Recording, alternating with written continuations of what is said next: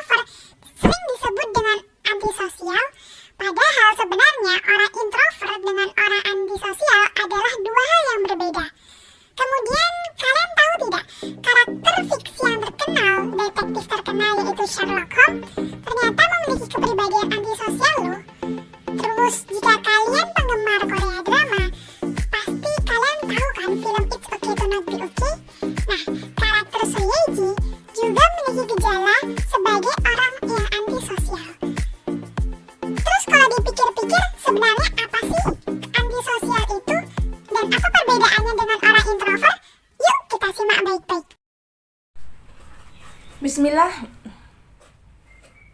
Bismillah, Assalamualaikum warahmatullahi wabarakatuh. Halo, perkenalkan nama saya Sinfi Hamidah Fiaunillah dari Fakultas Psikologi Universitas Islam Negeri Maulana Malik Ibrahim Malang dengan NIM 2004011110092. Nah, pada kesempatan kali ini saya akan membahas mengenai antisocial personality disorder atau gangguan kepribadian antisosial. Pernah nggak sih kalian itu berpikir melihat orang tertutup itu sebagai orang yang antisosial, atau kepribadian introvert itu memiliki kepribadian yang antisosial? Padahal sebenarnya dua-duanya adalah suatu hal yang berbeda. Apa sih perbedaannya? Mari kita bahas.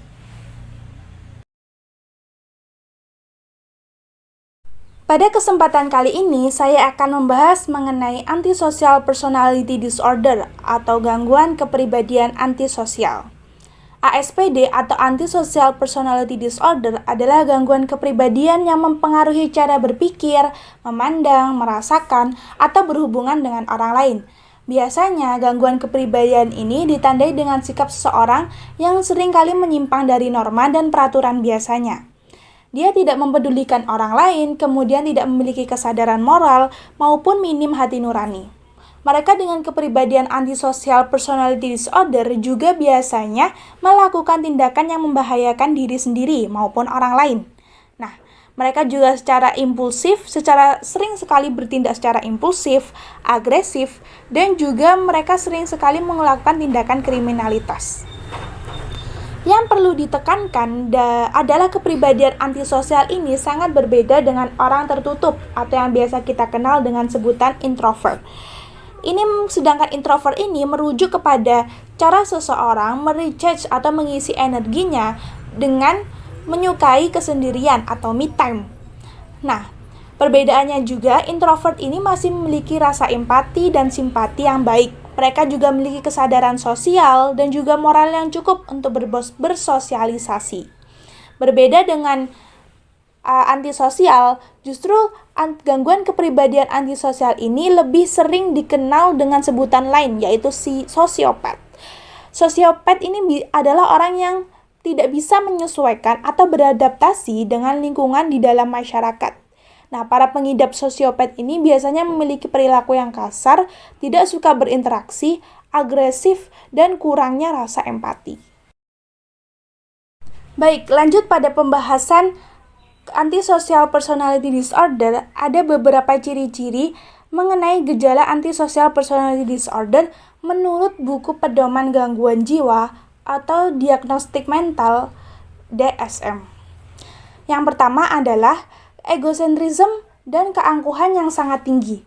Ciri-cirinya adalah mereka itu selalu ingin menang sendiri dan tidak suka mengalah. Mereka juga sering melakukan tindakan untuk keuntungan pribadi. Orang dengan gangguan ini memiliki kegagalan pribadi untuk menyesuaikan diri dengan norma atau aturan hukum yang berlaku. Kecenderungan dari perilakunya ini, mereka itu seringkali tidak mementingkan peraturan ataupun aturan sosial, sehingga menjadi seenaknya dalam melanggar hukum atau bahkan menciptakan aturan yang dapat menguntungkan diri sendiri. Nah, ciri yang kedua adalah tidak punyanya rasa empati atau kurangnya kepedulian terhadap orang lain. Kurang menyesali kesalahan akibat perbuatannya, misalnya menyakiti dan juga merugikan orang lain saat melakukan tindakan dan tidak ada rasa bersalah sedikit pun dalam melakukannya. Tidak bisa secara ideal menjalin kedekatan dengan orang lain dengan baik dalam aktivitas sosial mereka. Mereka juga biasanya berinteraksi menggunakan tipu daya, kemudian juga seringkali menggunakan paksaan atau intimidasi terhadap orang lain yang didominasi untuk mencapai apa yang mereka inginkan. Nah, kemudian ciri yang ketiga adalah antagonisme atau kepribadian patologis yang penuh dengan manipulatif. Di dalamnya biasanya terdapat rayuan persona dan juga seringkali menggunakan tipu daya kebohongan serta penipuan. Mereka biasanya suka memanipulasi atau membohongi orang lain demi mendapatkan keuntungan pribadi. Ada juga yang menunjukkannya dengan kemarahan yang tiba-tiba mendadak terhadap orang lain. Nah, sering melakukan perbuatan sadis dan juga tindakan kejam sebagai ancamannya. Kemudian ciri yang keempat adalah disinhibition atau tidak memiliki perasaan dan juga perilaku yang tidak bertanggung jawab. Mereka sering mengabaikan kewajiban, janji, dan juga komitmen yang telah mereka buat. Mereka cenderung impulsif dalam bertindak, serta mengambil keputusan hanya berdasarkan emosi sesaat. Mereka yang mengidap gangguan kepribadian antisosial ini memang suka terlibat dalam tindakan yang berbahaya secara tiba-tiba.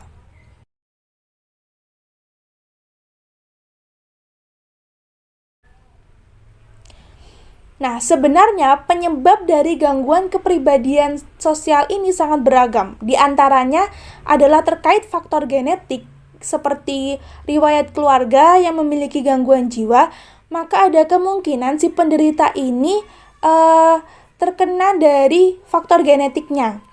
Dan juga ada faktor fisiologis yang berhubungan dengan neurotransmitter dalam otak kita atau zat yang ada dalam otak.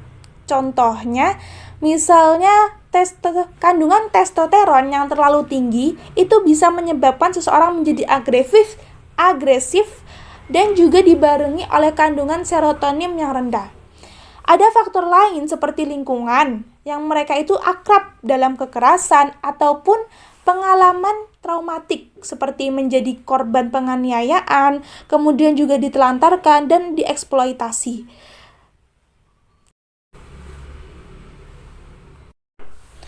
Tapi fakta uniknya, rata-rata mereka dengan kepribadian gangguan antisosial ini memiliki tingkat kecerdasan yang cukup tinggi. Oleh karena itulah mereka itu mampu untuk memanipulasi orang lain atau merencanakan beberapa jenis tindakan kejahatan dan kekerasan dalam rangka kepuasan diri. Seorang psikologi bernama Theodore Millon secara khusus meneliti dan juga membagi kepribadian antisosial ke dalam beberapa tipe. Yang pertama ada nomadic antisosial. Nomadic antisosial ini adalah tipe dengan gangguan antisosial yang biasanya menunjukkan gejala skizoid dan juga avoidant. Biasanya mereka yang menderita tipe ini adalah para gelandangan dan juga para nomaden, juga ada para pengembara. Bahkan ada juga pengemis dengan modus tertentu yang direncanakan. Jadi yang termasuk ke dalam tipe ini adalah mereka yang suka hidup sendiri dan suka hidup terlepas daripada orang lain. Kemudian tipe yang kedua adalah malevolent antisosial. Biasanya termasuk ciri-ciri orang yang sadistik dan juga paranoid. Ciri-ciri ini adalah mereka yang suka berkelahi, penuh dendam, kejam, dan sangat brutal. Dalam kategori ini termasuk orang-orang yang cukup berbahaya perilakunya dan juga termasuk para pembunuh berantai, penjahat, ataupun orang yang tidak berperasaan. Kemudian juga perilaku kriminal dan juga mereka yang suka atau menginginkan balas dendam. Kemudian tipe yang ketiga ada conventus antisosial. Biasanya termasuk orang yang pasif-agresif disorder atau orang yang suka mengambil keuntungan dari orang lain dengan menggunakan berbagai cara. Termasuk suka mendominasi, kemudian dia juga serakah, mudah iri dan dengki, serta menginginkan kekuasaan dan harta dengan cara yang kurang tepat. Kemudian yang keempat atau ciri selanjutnya ada risk-taking antisosial yang termasuk dalam keadaan sifat histrionik. Mereka dengan tipe ini biasanya memiliki sifat pemberani, namun bertindak secara impulsif atau sering sekali membabi buta, serta tidak memikirkan bahaya dari perbuatannya. Kemudian yang kelima ada reputation defending antisosial. Biasanya masuk ke dalam orang-orang yang narsistik atau terlalu mencintai juga mementingkan diri sendiri. Mereka biasanya sensitif terhadap penghinaan, tidak mau mengalah, dan keras kepala.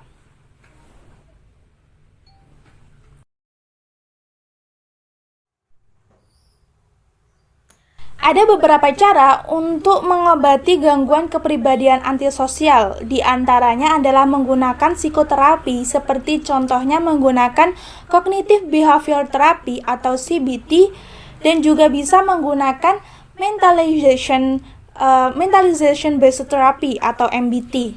Juga kemudian ada cara dengan menggunakan obat-obatan seperti obat antikonvulsan atau obat antipsikotik, juga obat antidepresan. Tapi yang perlu diingat, pada dasarnya belum ada obat yang pasti yang mampu menyembuhkan keseluruhan dari gangguan kepribadian antisosial. Namun beberapa obat-obat yang disarankan oleh psikiater dapat mengurangi gangguan sosiopat atau gangguan antisosial ini. Kemudian yang perlu diingat lagi adalah antisocial personality disorder merupakan salah satu gangguan yang paling sulit untuk diobati. Jadi meskipun mereka telah diberikan terapi atau obat-obatan, akan tetap ada kecenderungan untuk mengulangi tindakan-tindakan mereka terhadap orang lain. Jadi terkadang mereka akan sangat tergoda untuk memanipulasi orang, kemudian juga untuk berbohong lagi, ataupun menguntungkan diri sendiri. Dan yang membuatnya parah adalah gangguan antisosial ini memiliki kurangnya empati. Jadi biasanya pada mereka yang menyandang gangguan ini, ada ketidakmampuan untuk menyesali setiap kesalahan yang dilakukannya. Namun, menurut beberapa sumber terkait, salah satu hal yang paling efektif untuk mengatasi antisocial personality disorder adalah dengan bimbingan yang berkelanjutan. Bimbingan yang berkelanjutan ini yang dimaksud adalah si penderita diberikan kombinasi dari terapi, kemudian konsultasi, kemudian juga lingkungannya kondusif seperti dari lingkungan keluarga dan juga lingkungan di sekitarnya.